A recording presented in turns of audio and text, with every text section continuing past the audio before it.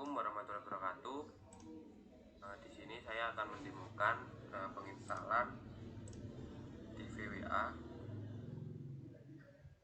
Sebelumnya script DVWA dapat didapatkan di link GitHub official DVWA-nya. Lalu jika menggunakan Windows bisa langsung mendownload file zip-nya.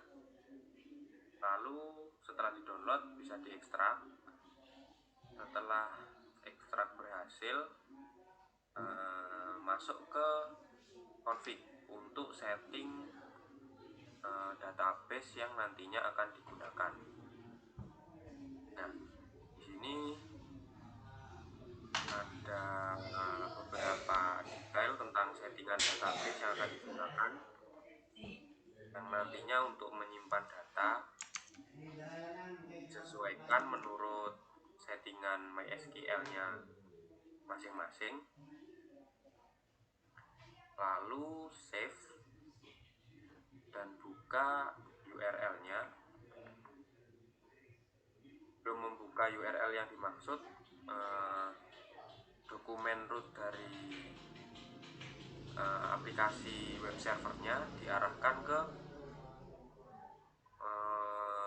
file DVWA yang sudah di-download tadi, folder yang sudah dihasilkan dari ekstrak tadi. Nah, ini saya ada di Laragon www.dvwa dvwa master. Ini jadi kalau di dokumen rootnya kita samakan. Nah, ini disamakan agar nantinya ketika kita start Laragon dan membuka localhost langsung mengarah ke folder tersebut. Untuk yang pertama kita masuknya ke /login.php, localhost/login.php. Nah, di sini diminta username dan password. Untuk defaultnya ada di tadinya yaitu admin dan passwordnya password.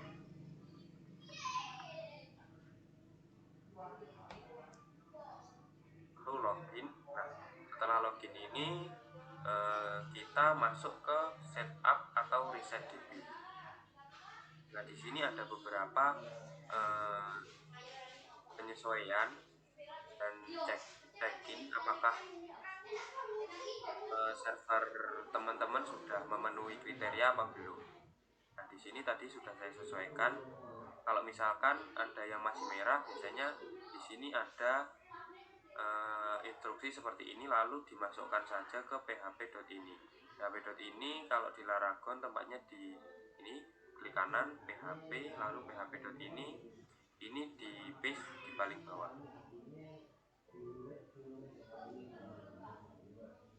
Lalu selanjutnya ini masih dicap-capi, masih merah karena sepertinya tidak membutuhkan cap-caki untuk sejauh ini. Nanti jika membutuhkan cap-caki akan dibuatkan sesi tersendiri. Lalu setelah itu klik create atau reset DB. Nah, di sini script otomatis akan membuatkan tabel user, lalu ada tabel Facebook dan ada dummy data yang sudah ditambahkan.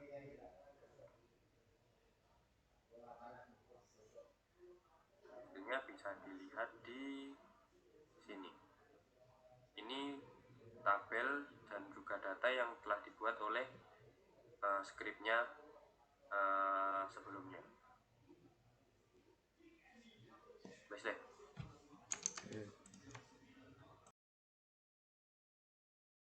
Oke, di sini saya akan mendemokan tentang cross-site scripting atau biasa disebut dengan XSS. Nah, XSS menurut saya sendiri adalah metode injeksi script ke dalam halaman web. XSS sendiri terbagi menjadi 3. Yang pertama ada DOM, lalu reflected, dan juga stored. Nah, untuk yang pertama mungkin stored dulu. Di sini stored mungkin yang paling berbahaya karena script yang diinjekkan akan tersimpan selamanya ke dalam server. Jadi efeknya nanti ketika halaman ini diakses oleh siapapun, script yang sudah kita masukkan akan terus-menerus tereksekusi. Contoh, misalkan di sini saya akan memasukkan teks normal terlebih dahulu. Di sini akan otomatis terinput ke dalam server. Ini halaman saya reload, datanya masuk ke dalam server. Nah, di sini di database ini masuk ke dalam server. Lalu misalkan saya akan memasukkan script JavaScript, yaitu alert. Nah, di sini ketika script dimasukkan, otomatis script ini akan tereksekusi terus-menerus meskipun kita sudah berpindah halaman lalu membuka halaman itu lagi, dan entah siapapun yang mengakses di halaman ini, otomatis script tersebut akan terus-terusan dieksekusi. Nah, ini tipe stored dari XSS attack. Lalu selanjutnya ada reflected. Nah, reflected ini akan mencetak elemen yang sudah kita inputkan dalam form inputan di sebelah sini. Misalkan saya masukkan tes, di sini akan menuliskan inputan yang sudah kita tulis sebelumnya. Kalau misalkan saya lihat source halamannya,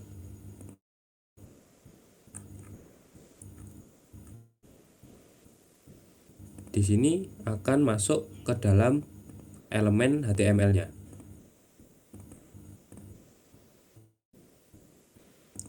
Kalau misalkan saya akan input script lagi, nah seperti ini, dia akan tereksekusi scriptnya, namun hanya pada waktu tertentu saja.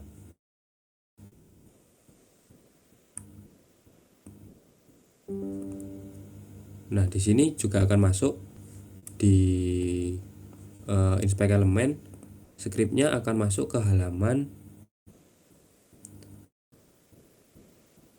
Lalu selanjutnya ada tipe DOM. Nah, di sini ketika saya memilih salah satu bahasa,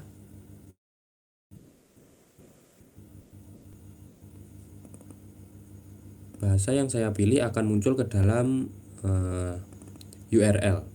Nah, misalkan di sini saya ganti tes, otomatis di option di pilihan akan masuk juga. Ini dikarenakan ada script JavaScript yang akan menulis option value dari URL inputan yang sudah ada. Wis le.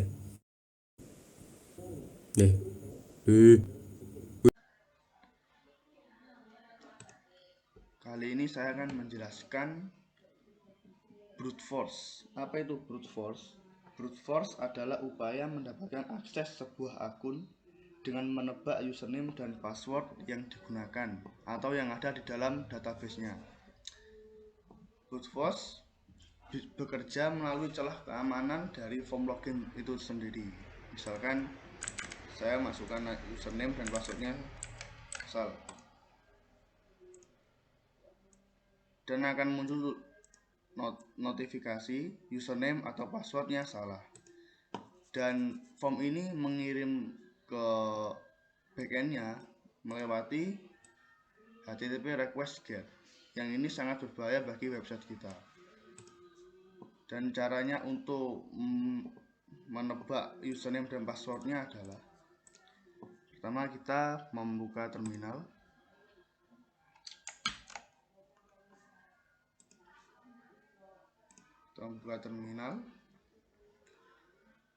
Kemudian kita membuat dulu username dan kumpulan username dan passwordnya, karena saya sudah membuatnya. Ini misalkan dan passwordnya. Kemudian jika sudah, silakan mengetik komen berikut ini. Yang pertama adalah Hydra. Hydra ini adalah tool untuk melakukan brute force. Kemudian ada IP-nya, yaitu IP localhost saya. Dan L ini adalah untuk login atau untuk username-nya menggunakan teks yang kita buat tadi, dan passwordnya juga. Kemudian memberikan HTTP request-nya, karena di webnya ini menggunakan get, maka kita akan tuliskan get. Kemudian ini adalah URL-nya yang dituju, DVWA master full renabilities brute force brute, kemudian index PHP. Kemudian masukkan username, kemudian tanda ini merupakan query string yang ada di sini, username-nya menggunakan tanda pangkat. Kemudian loginnya yang ini seperti yang ada di query string-nya. Kemudian masukkan cookie. Bagaimana cara mendapatkan cookie? Caranya klik kanan, kemudian inspect, di konsol ketikkan document.cookie. Nah, ini akan muncul cookie-nya. Setelah muncul,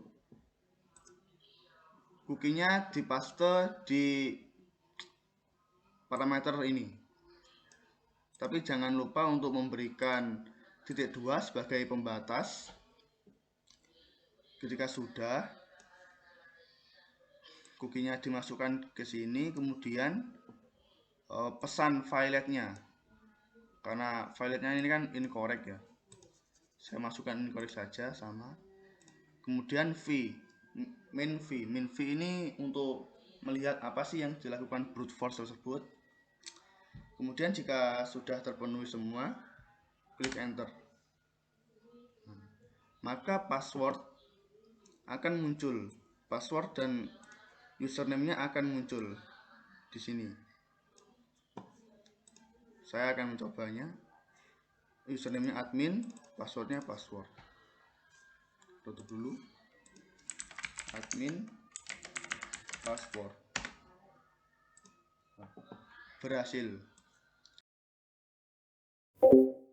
Ini saya akan menjelaskan mengenai command injection. Command injection sendiri adalah sebuah bentuk serangan di mana tujuan penyerangan adalah untuk mengeksekusi perintah wewenang di sistem operasi web service melalui aplikasi web yang rentan. Serangan ini bisa terjadi ketika aplikasi berbasis web menyediakan kolom input yang rentan dan tidak aman kepada pengguna untuk memasukkan data atau perintah yang berbahaya. Contohnya di sini adalah ada kolom untuk melakukan tes command injection. Contoh saya akan memasukkan command injection google.com.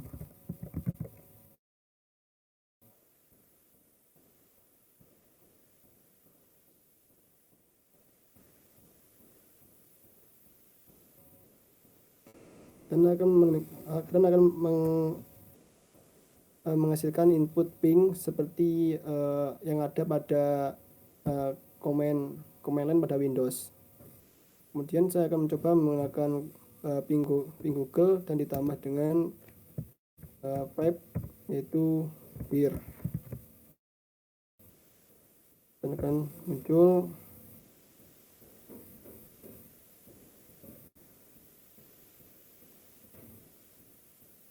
seperti ini.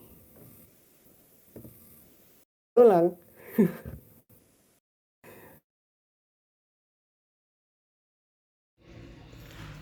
Baik, saya akan melanjutkan materi tentang SQL injection. Sebelumnya kita akan ke DBA security untuk mengubah security level menjadi low. Setelah itu lalu kita akan menuju SQL injection dan terdapat sebuah kotak input.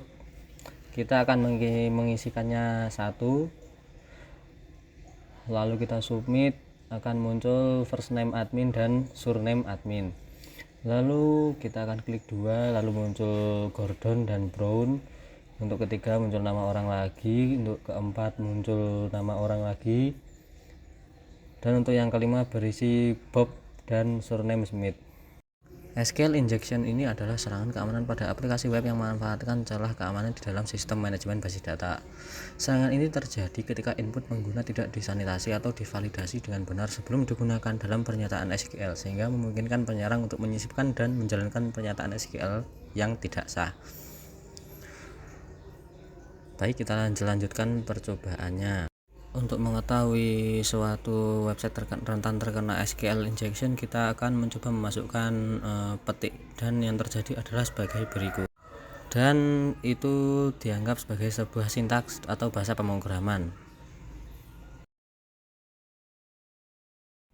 Dan sekarang kita akan mencoba yaitu komen, yaitu 1 sama dengan or, 1 sama dengan 1 sama dengan benar, dan tanda pagar tersebut adalah komen. Lalu kita coba pastekan, lalu kita submit, dan hasilnya adalah seperti berikut. Dan ternyata databasenya hanya cuma 5. Lalu saya akan mencoba dengan union select, yaitu 1,2 pagar. Apakah bisa menggunakan union select? Kita coba dahulu, kita paste, dan hasilnya muncul seperti berikut. Union select itu apa? Yaitu adalah sebuah teknik serangan SQL injection yang dapat digunakan untuk menggabungkan hasil dari 2 atau lebih pernyataan select dalam satu hasil. Lalu kita akan mengurangi jumlah nomor pada dalam union select, dan yaitu hasilnya gagal karena tidak sesuai dengan tabel yang tersedia dan terdapat pesan error.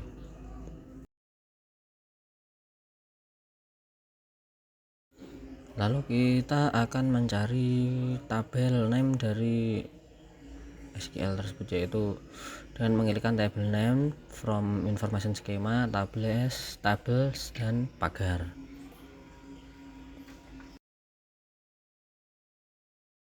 Lalu kita paste dan hasilnya seperti berikut. Kita akan mencoba bongkar si user ya. Nanti kita akan menemukan tabel yang bernama root user. Setelah kita tahu nama tabelnya, sekarang kita cari kolom namanya, yaitu dari tabel user. Lalu kita copy, kita paste, kita submit, dan hasilnya sebagai berikut. Nah, di sini saya akan memilih kolom user dan kolom password. Lalu kita kembali ke notepad, yaitu kita akan mengklik union select user password from user pagar. Lalu kita copy, kita submit, dan hasilnya adalah seperti berikut. Terdapat first name admin dan surname admin. Sekian.